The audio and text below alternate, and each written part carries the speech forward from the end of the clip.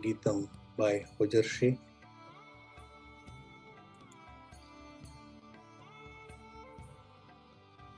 Let us now start meditating.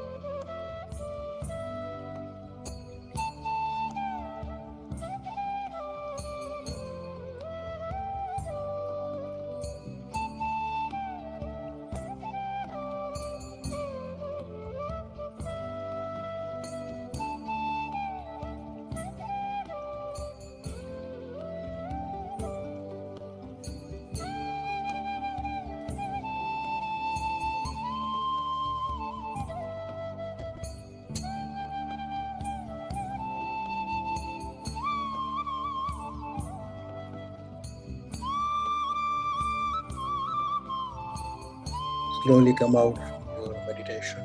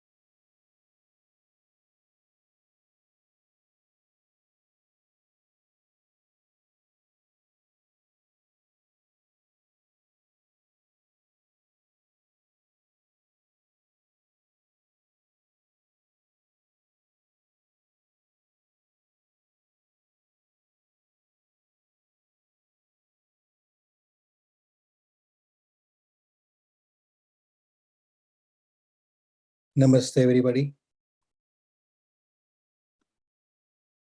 Today we will go through the verses 5 and 6 of SakshiGeetam.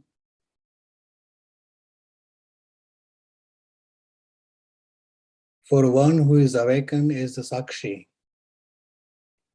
there is no past, no present, and no future. Space, time, here, now, and the dimensions cease to be.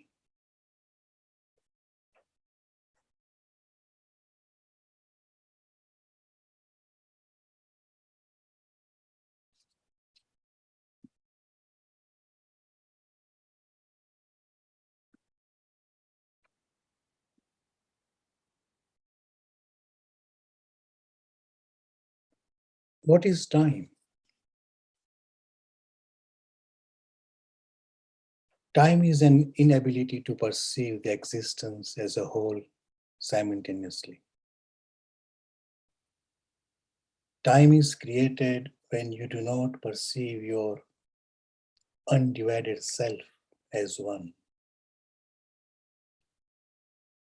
Time is only created when you experience yourself with separation, with division.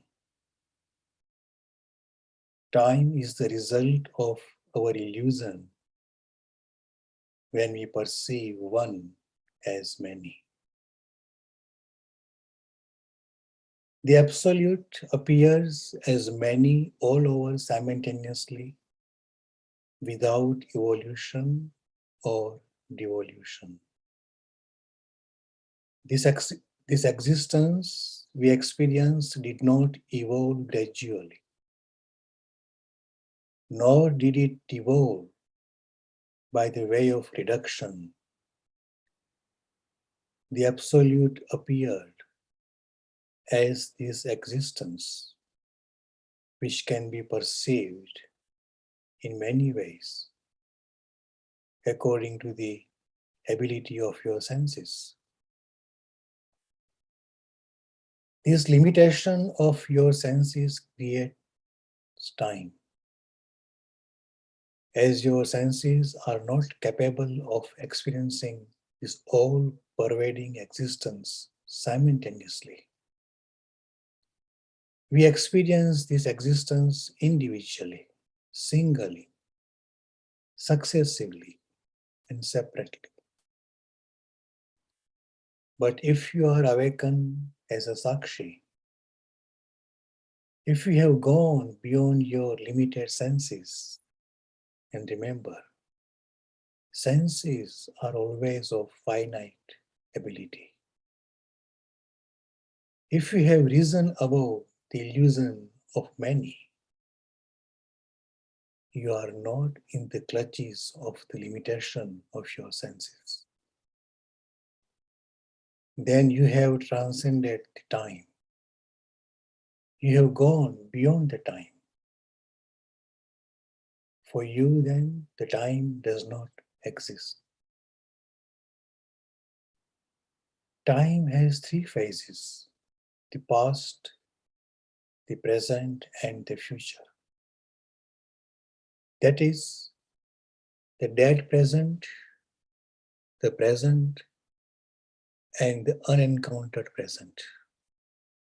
Past is the dead present, and the future is not yet disclosed present. For you can live only in the present. In fact, in reality, the time is only one phase, the present. But for the Sakshi, even the present does not exist because it is relative. The present is relative to the past or to the future. When one is awakened, there remains no relativity. There remains nothing to relate with, as there is only one, the Absolute, and that is without the second. Hence, for the awakened one, there is no past, there is no present, and there is no future. When the time is created because of the successive experience of the existence, which is due to the inability to experience the entire existence as a whole because of the finite nature of our senses. And due to that, the space is also created. Space and time are relative to each other, and they are created simultaneously. When you experience separation from the Absolute, you perceive two and many. Then the concept of here and there is created. Simultaneously, the concept of now and then is also created. The perception of many or more than one is the cause of time and space. Time and space only exist in duality. In the one as an absolute, there is no separation, there is no relativity, there is no diversity, and there is no division. There is only one. Hence, for the awakened one, there is no space or time. There is no here and now. There is no there and then. It also says about dimensions. Parimanani means dimensions. Dimensions are the result of the variability of our senses. It is the differences in the ability to perceive the pure consciousness. Consciousness has no dimension. Dimensions appear due to the absence of the ability to experience the consciousness as a whole and without reduction. There is no such thing as non-consciousness, or in Sanskrit we say jada, or inanimate. Inanimation or jadatva is nothing but the unperceived consciousness. When there is unperceived consciousness, or when the consciousness is perceived with reduction, dimensions are created. And the important thing, the more you are away from the pure consciousness, the more dimensions you perceive. The existence appears with at least three dimensions. The time and the space are first two dimensions. Sometimes we hear about teleporting ourselves into 5 dimensions or 11 dimensions or 14 dimensions or multi-dimensions, the more you are away from the pure consciousness, the more dimensions you will perceive. One who is awakened as a Sakshi is nothing but the pure consciousness, who has no dimension, who is without dimension, as the Sakshi does not perceive or experience duality. For Sakshi, there is only one. The 6th verse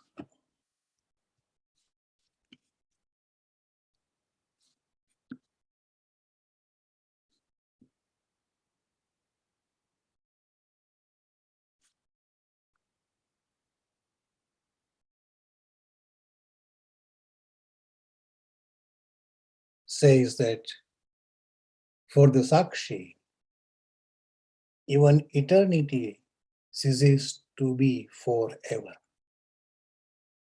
The indivisible Sakshi always abides in the glory of the Self. For the Sakshi, even the eternity ceases to be forever. The indivisible Sakshi always abides in the glory of the Self.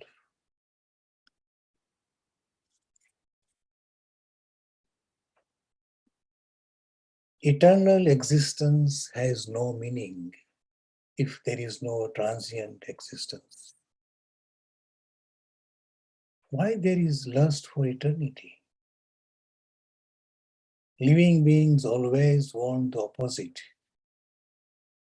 when they are not satisfied with what they have, or they want more if they are satisfied with what they have. Aspirants walking on the religious and spiritual path also crave for the eternity.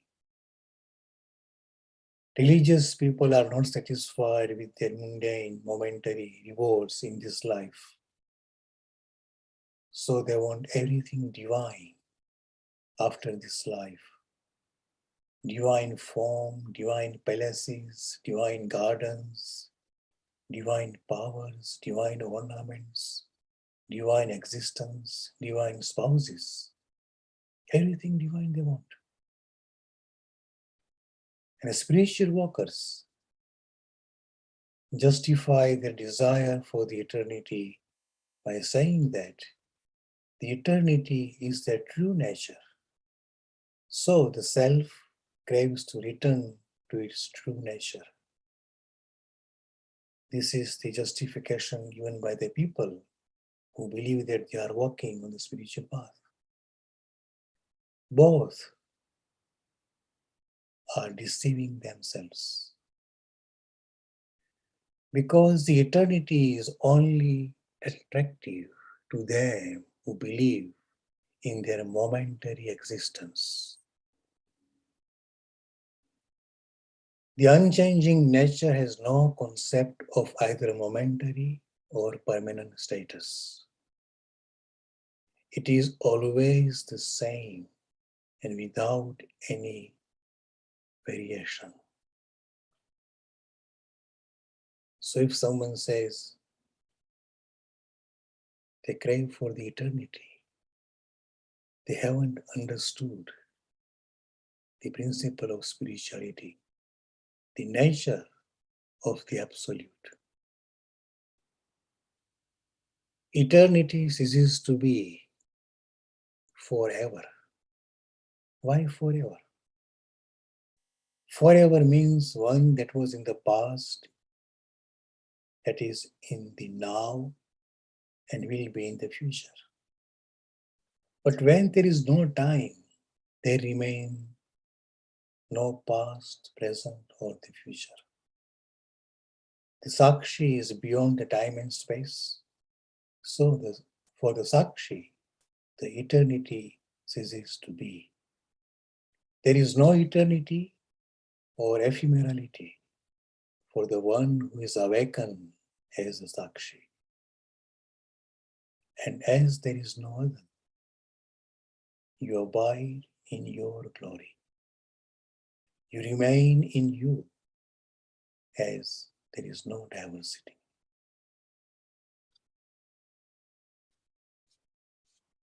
This was from the SakshiGeetam, verse 5 and 6. I would like to invite anyone or everyone to share their wisdom. Thank you.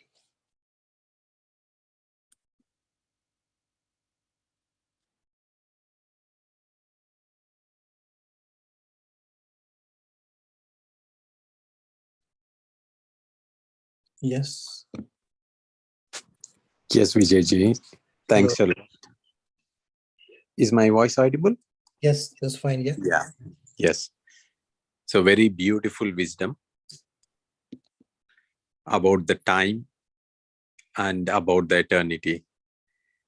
It is beautiful, and even how the three dimensions of the time are explained as the dead, present, and the unavailable present. So it's a different definition, different perception, and at the same time, non-existence of time for the Sakshi Bhuta. So very beautiful. And even the eternity, the way it is explained about eternity, which does not last forever. So thanks a lot. Very interesting insights to these deeper topics that you have shared. I'm sure the more we hear, that will trigger our own memory of the divineness inside us. So thanks a lot. Yes. Very grateful. Thank you.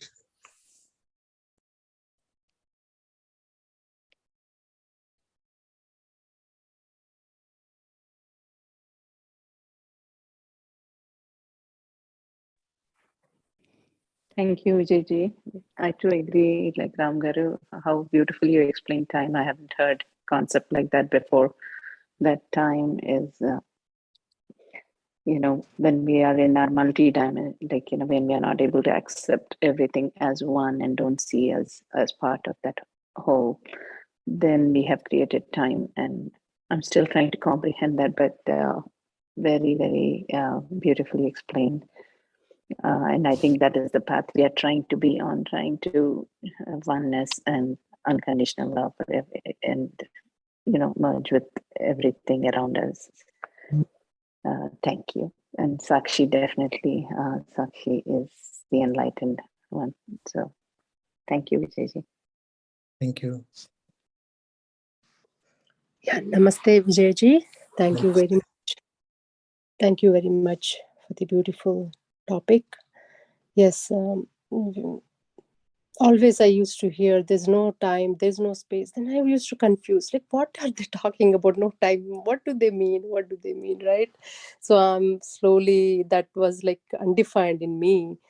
I just used to think, okay, whatever, there's no time and there's no space, okay. But today it really clarified us. You clarified us. When we know who we are eternal, we are all pervading consciousness. There is no planets, there is no earth, there's no all these worlds, no dimensions, nothing, right? That is the truth. So when there is no earth, because there's no day and night, there's no day, and because of the day and night only we are saying, yes, say time, this is time. That's how it's created.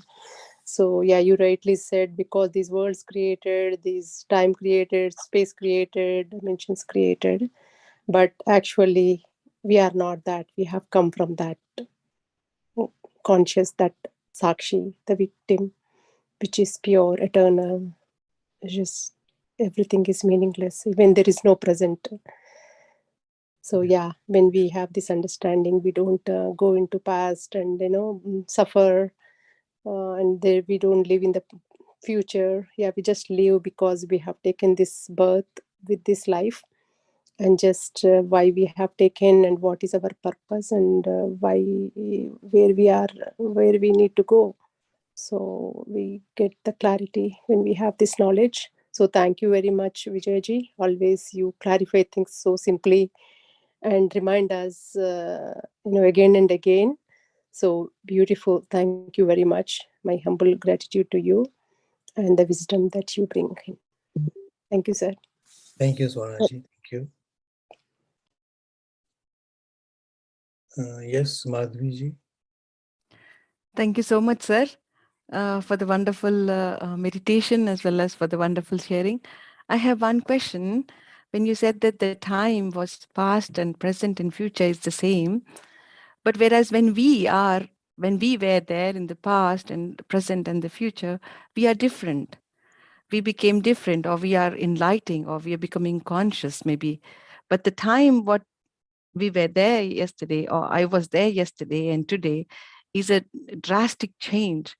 How can I make myself as the time as the same? When you are Could you saying please that, elaborate it for me? yes, when you are saying that, say, for example, you have moved forward from yesterday and you have become something else today. Now, when you have become something else today, it simply means that you were not in yesterday. The existence of Wait a your... second. Once again, could you please repeat that sentence again? Like, when you are saying that as you are gaining knowledge, as you are exactly. moving forward. Yeah. For example, yesterday I did not believe in myself, and Yes. today I Today I started believe in. Exactly. You're myself. right. Now, and then I would say, okay, I did not believe in myself yesterday, but you were not the same person yesterday as today. Yes. So when you say, I was not, but who is this I? It's the same I. So Is yesterday also it's the is it same, the today same? also Is same. it the same I with without knowledge, or No, I with knowledge? I without the knowledge yesterday. Yes. So it means that today you are I with the knowledge, and this I with the knowledge was not there yesterday, was it? Exactly. So you were not there yesterday. Yes. So that means There is the no past. time when I realize is the time it'll become the conscious then. Like it's one then. Yes. Till then, I'm just like two different Madhavis then. Because we cannot perceive the entire existence simultaneously as a whole because of the limitation of our senses and limitations of our mind. Mm-hmm. So normally we always see things or grasp things successively, one by one. Because of our limited senses, we cannot grasp everything at once, all the time, forever. Because our human body is not capable, our senses are not capable to grasp everything at once. So when we say that today I am with the knowledge, so today's I is different than yesterday's I. So you cannot say that I with the knowledge was in Germany yesterday. No. In Germany or in somewhere else, in yesterday, you were not with the knowledge. So you are not the same as yesterday. You have changed. Okay. That means when So the for the time will... changed person, there is no past. For a changed person, there's no past. Okay. Understood. And same thing for future. If you are going to be changed tomorrow, then today becomes the past. Because we cannot encounter the future as a future. Future always comes as the present. And the moment that split second is gone, it has become the past. So every second or every moment when we are changing, even physically changing, forget about the knowledge or the spirituality, every moment we are changing. And Dinesh will, I think, explain one day that within 1 minute or within 1 second, so many millions and millions of cells are born again and they are dead again. So every tiny moment we are changing. We are not the same. It's like a flowing of the river. The water is not the same. So when we say I was in the past, but who was that I? Because today's I is with the knowledge. Yesterday's I was without the knowledge. So both I's are not same and equal. They are different. So we can never say that I did this or I did that. Because when you did something, you were different than the present moment. Physically, your cells were different. Psychologically or mentally or spiritually, you were different than moment before. So for one who is without knowledge or for one who is with the knowledge, they are not the same person, the person a moment before. And for that reason, there is no time. And that's why we say time is only the perception of our mind, because our mind cannot grasp things simultaneously. And when we talk spiritually, and when we talk about the one, there is no second, there is no other one, there is no other thing, then it's the end of time. When we perceive this existence as many, then we can say, I am here and you are there. So space is created. I am here and you are there. And when I say I am here, so I am here now and you are there then. So time is created. Time is only created because we see the absolute as many rather than the only one. I hope it clears something. Yes, I got it. That means when I become the pure conscious yesterday, then I don't have any time then. Yeah. So the knowledge which I gathered from yesterday to today, that is making me timeless then. There's no time for me like yesterday or tomorrow or present. That means when I become the conscious, so that conscious making me no space and no time. Am I understanding that way? Yes, consciousness does not have any dimensions or space or time. Okay, so the day when I understand my conscious completely, then that day I will not have a time and the space. You will not have the perception of time and the space. Yes. Yeah, the perception. Okay, great. Thank you. I cleared it. Yeah, Very much. Thank you so much. Because you are all pervading. You are everywhere.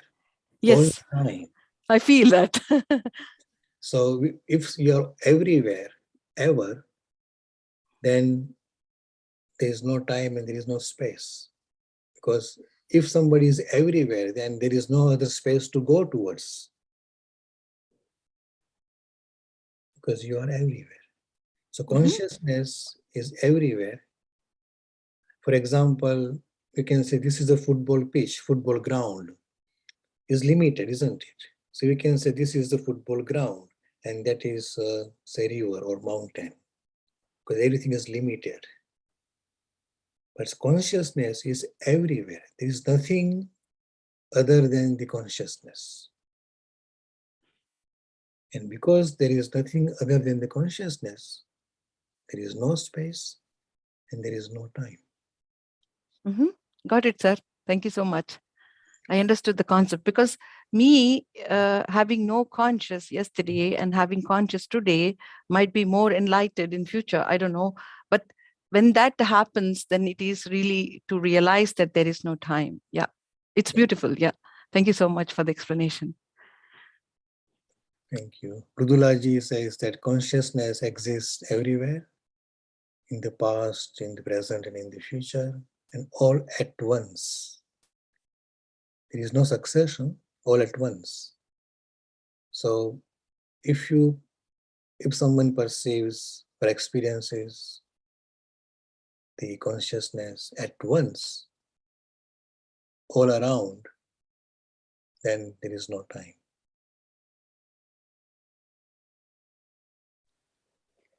Vijay, then how do we explain memory? Like we have memory and we think that is like from past, and so how do I explain that? And I kind of understood what you explained to Mali there just now. Memory is the function of our brain, our physical brain. For example, if I add something, so that will nourish my body, and my cells of my body will be, so for example, become healthy or ill, depending what I eat. So is the function of the physical body. Memory is nothing but the function of our physical brain. So, and that brain, or the entire body, is working due to the consciousness. Or we actually, in Hindus, or in any religion, they call it the soul, the Atma, or the Jiva, or the soul, or the self. It is consciousness. So, because of the consciousness, all our body functions, and they functions accordingly.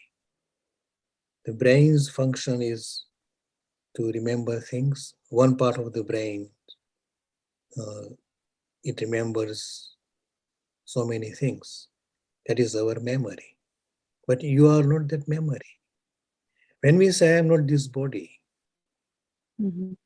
because body, we say it is perishable, is inanimated or jad, and the consciousness never actually dies. So when consciousness is not perceived in the body, then what happens? We say that person has died. So memory is just one of the functions of our brain. It is So nothing. if we can see everything as simultaneously, everything at once, then the memory, there's no past memory, nothing, but everything is just the brain. I don't know how much what brain will function as at that time, but it is not part of the brain anymore. Because Everything memory, that yes, that's right. Because the memory of the brain is limited, isn't it? Yeah. In a sense that my memory stays with my brain. Your memory stays with your brain. So Yes. it is limited. But when somebody experiences the entire consciousness as a whole and simultaneously, all at once, so whose memory that person would be having or feeling? No one's. Yeah. Because memories are nothing but we can say photographs, or the photographs captured by our senses. And when one becomes the pure consciousness, there remains nothing whatsoever apart from consciousness. In memory, we have somebody else, something else to remember. Even if I remember myself from yesterday, so I am actually dividing myself. So Vijay from yesterday and Vijay from today, there's division, and that is not the part of our pure consciousness. So when one realizes his self or herself as pure consciousness, there remains no past, no time, no space. If there is no space, if there is no time, and there is no other, if there is no other, then as Upanishad says, who sees whom? Who hears whom? Who thinks about whom? Because there is no other. There's only one.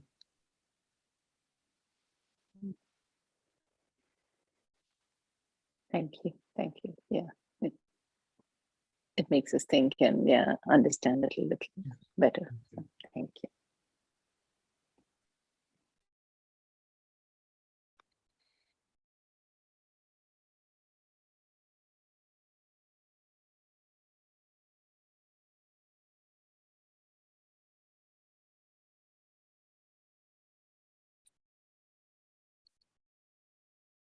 Rameshji, if you want to conclude the sessions, or if anyone wants to share. I don't see any raised hands, Vijayji. Yes. So if it is fine, then we conclude. Yeah. Sure. Yeah. Sure. Okay. Okay. Fine, friends. So thanks a lot for being here together. And we meet tomorrow morning, 6 a.m. session by Master Nilima. And also we are having Akhanda Dhyana meditation that is happening. Details will be shared. So do join these sessions. Thank you. Thank you again, Vijayji. Thank you, everyone. Namaste. Thank you. Namaste. Thank you, Masters. Yeah, bye-bye. Thanks. Bye.